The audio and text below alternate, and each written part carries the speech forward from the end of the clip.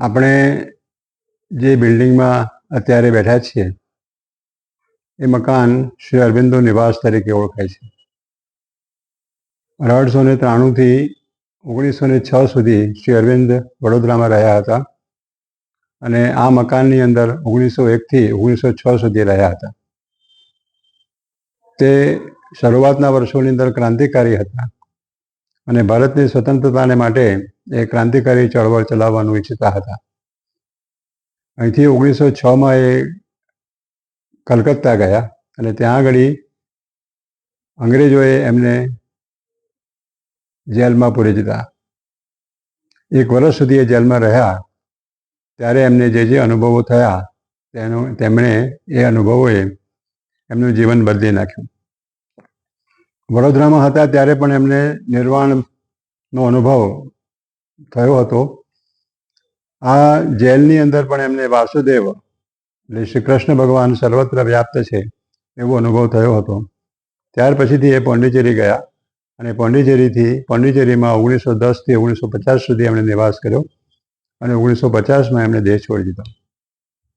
શ્રી અરવિંદનું જે અધ્યાત્મ દર્શન છે તે આપણા જે પરંપરાગત અધ્યાત્મ છે એનાથી સહેજ જુદું પડે છે.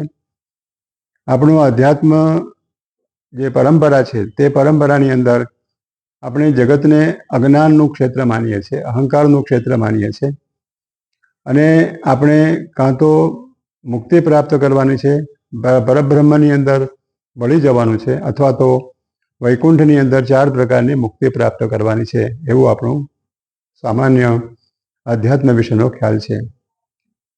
શ્રી અરવિંદ આપણને કહે છે કે આ જગત જો પરમાત્માએ ઉત્પન્ન કર્યું હોય, એનું સર્જન કર્યું હોય તો એની પાછળ પણ એમનો કોઈ હેતુ હોવો જોઈએ અને એ હેતુ એ ક્રમશઃ અહીંયા આગળ વધારે ને વધારે સારી રીતે પ્રગટ થાય એવો હોવો જોઈએ. એટલે આપણે જોઈએ છીએ કે અહીંયા આગળ જળ તત્વમાંથી વનસ્પતિ સૃષ્ટિ આવી, વનસ્પતિ સૃષ્ટિમાંથી પ્રાણી સૃષ્ટિ આવી અને પ્રાણી સૃષ્ટિમાંથી મનુષ્ય આવ્યો. તો આ ઉત્ક્રાંતિ હવે આગળ વધશે કે અહીંયા અટકી જશે? એ ઉત્ક્રાંતિને આગળ ચલાવવા માટે જ્યારે ચિમ્પાન્ઝીની અંદર મન અનેક યુગો પછીથી ધીમે ધીમે કરીને મન ઉતરી આવ્યું મનોમય જગતમાંથી અને તેથી એ માનવ બન્યો. તેવી જ રીતે જો માનવની અંદર કોઈ ઉપરની શક્તિ એને ઉતારી લાવી શકાય તો માનવમાંથી દેવ માનવ થઈ શકે. આ સાધના એમણે 1910થી 1950 સુધી કરી. આ જે ચેતનાની ઉપર લઈ આવવાની વાત છે, નીચે ઉતારી લાવવાની વાત છે, તેને એ અતિમનસ ચેતના કહેતા. આપણે ત્યાં સ્યાત વ્યાહૃતિ કહેવાય છે. ભૂર્ભુવ સ્વઃ મહઃ જનઃ તપઃ સત્યમ.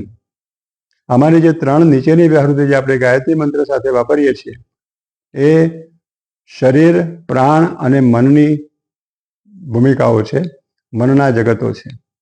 ઉપર સચ્ચિદાનંદના જગતો સત્યમ, તપઃ અને જનલોક.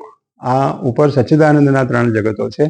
આ બેની વચ્ચે મહરલોક છે અને આ મહરલોક એ શ્રી અરવિંદનું અતિમનસ છે. આ મહરલોકને અત્યાર સુધી પૃથ્વી સાથે કોઈ સંબંધ હતો નહીં, પણ એ ઇનડાયરેક્ટલી એની સાથે એના ઉપર શાસન ચલાવતા હતા, એની ઉપર કાર્ય કરતા હતા.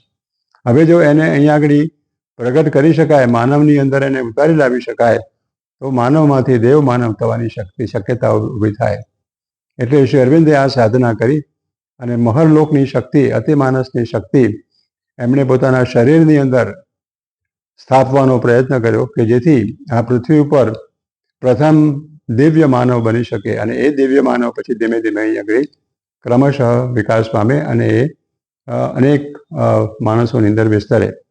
એટલે આપણે એમ કહી શકીએ કે શ્રી અરવિંદ પ્રથમ અતિમાનવ બન્યા અને એ અતિમાનવ શક્તિ એમણે પૃથ્વી ઉપર સ્થાપી કે જેથી હવે બીજા મનુષ્યોની અંદર પણ એ વિકસિત થઈ અને અહીંયા આગળ અતિમાનવ સૃષ્ટિનું સર્જન થઈ શકે.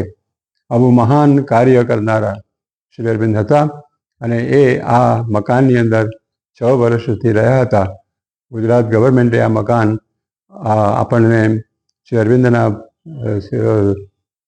તત્વદર્શનના પ્રચાર અને પ્રસારને માટે આપણને આપ્યું છે અને એ પ્રકારની એક્ટિવિટી અહીંયા આપણે કરી રહ્યા છીએ. આ સ્થાનનું એડ્રેસ આપશો? આ વડોદરાની અંદર શ્રી અરવિંદ નિવાસ તરીકે ઓળખાય છે અને લકડી પુલની સામે અથવા તો દાણિયા બજારની અંદર આવેલું છે, એમ આપણે એનું એડ્રેસ કહી શકીએ. અહીંના કોઈ મોબાઈલ નંબર છે જોશી સાહેબ? મોબાઈલ નંબર નથી, પણ આપણો જે લેન્ડલાઇન નંબર છે એનો જે કોડ નંબર છે 200265 અને એનો નંબર છે 24126885. કોઈ વેબસાઇટ પણ છે જોશી સાહેબ? વેબસાઇટ પણ છે oroniwas.org. આપ જોશી સાહેબ અહીંયા કેટલા વર્ષોથી સેવા આપો છો? હું લગભગ 1974માં અમેરિકાથી પાછો આવ્યો. ત્યાર પછીથી 1976થી લગભગ અહીંયા આગળ કાર્યરત થયો છું. તમને અરવિંદો કઈ રીતે મળ્યા? મને નાનપણથી મારા મામાની મારફતે મને શ્રી અરવિંદો સાથે પરિચય થયો હતો. હું નાનપણમાં પડોશીની સાથે વેદાંત ભણતો હતો અને વેદાંતનો મારો લાઇકિંગ અભિનિવેશ જોઈ અને મારા મામાએ મને શ્રી અરવિંદ તરફ મને આકર્ષિત કર્યો અને પછી ધીમે ધીમે મેં શ્રી અરવિંદનું સાહિત્ય વાંચ્યું. જોશી સાહેબ, આજનું ભારત, વિકસિત ભારત, ડેવલપ કન્ટ્રી, શું લાગે છે કે અરવિંદોની શું કલ્પના હતી ભારત માટે, માનવ જાતિ માટે?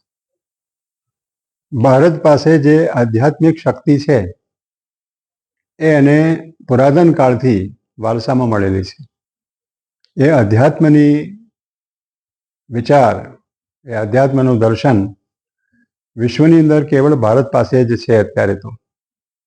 એટલે જો માનવ જાતિનો કોઈ ઉદ્ધાર કરવો હોય, માનવ જાતિને આગળ જવું હોય, તો એણે આ સિદ્ધાંત, આ આધ્યાત્મને સ્વીકારવું જ રહેશે અને તેથી ભારત એ વિશ્વનું ગુરુ બની રહેશે.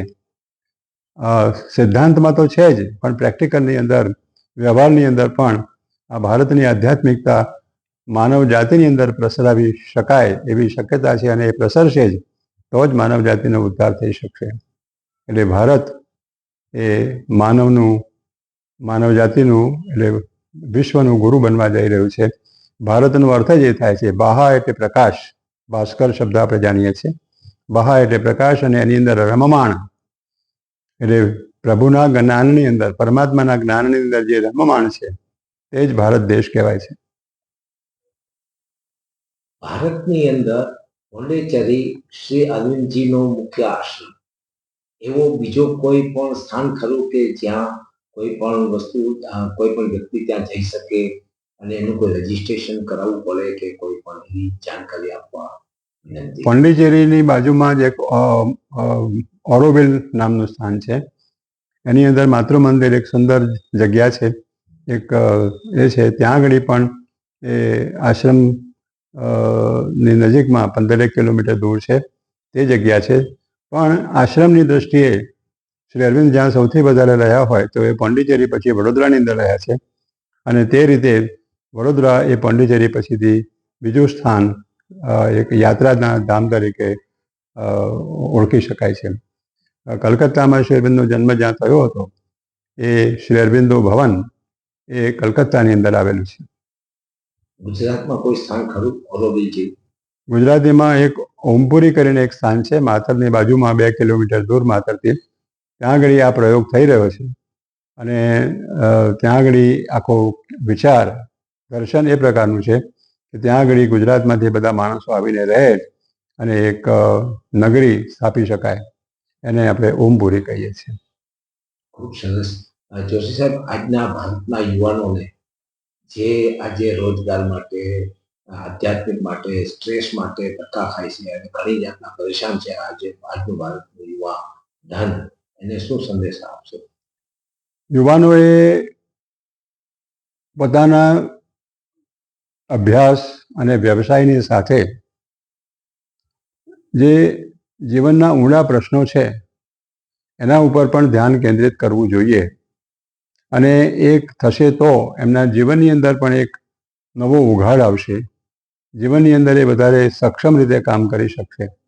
એટલે વિશ્વની જે વિશાળતા છે વિશ્વના જ્ઞાનની વિશાળતા છે, એમાંથી કંઈક પ્રાપ્ત કરી શકાય તો માણસની જે વિચારધારા છે એ વિચારધારાને વધારે વિશાળ બનાવી શકાય અને એ વિશાળ વિચારધારા એમને એમના જીવનની અંદર પણ કામ લાગી શકે, એમના વ્યવસાયની અંદર પણ કામ લાગી શકે. આ રીતે એમનો સર્વાંગી વિકાસ થઈ શકે. ખૂબ સરસ. જોશી સાહેબ, આજે છે 2 ફેબ્રુઆરી 2026. શું વિશેષ દિવસ આજે આ કાર્યાલય માટે છે? 2 ફેબ્રુઆરી એ શ્રી અરવિંદના જે અંતેવાસી હતા, શ્રી અરવિંદની સાથે જે એમની સેવાની અંદર આખા જીવનભર જેમણે જીવન વિતાવ્યું એવા પાટણના શ્રી ચંપકલાલજીનો જન્મદિવસ છે. અને આ 2026 એ 1926નું શતાબ્દી વર્ષ છે. 1926 એટલે શ્રી અરવિંદની અંદર અધિમાનસની ચેતના એટલે શ્રી કૃષ્ણની ચેતનાનું અવતરણ એમના શરીરની અંદર થયું હતું અને તે 24મી નવેમ્બર 1926માં થયું હતું. એટલે 24મી નવેમ્બર 2026 એ પ્રસંગનો શતાબ્દી દિવસ એટલે કે આ 1926નું વર્ષ એટલે 2026નું વર્ષ એ 1926નું શતાબ્દી વર્ષ તરીકે સિદ્ધિદિનનું શતાબ્દી વર્ષ તરીકે ઓળખાય છે. ખૂબ ખૂબ ધન્યવાદ જોશી સાહેબ, આટલી સરસ માહિતી આપી. આપનો ખૂબ ખૂબ આભાર સાહેબ. વેલકમ.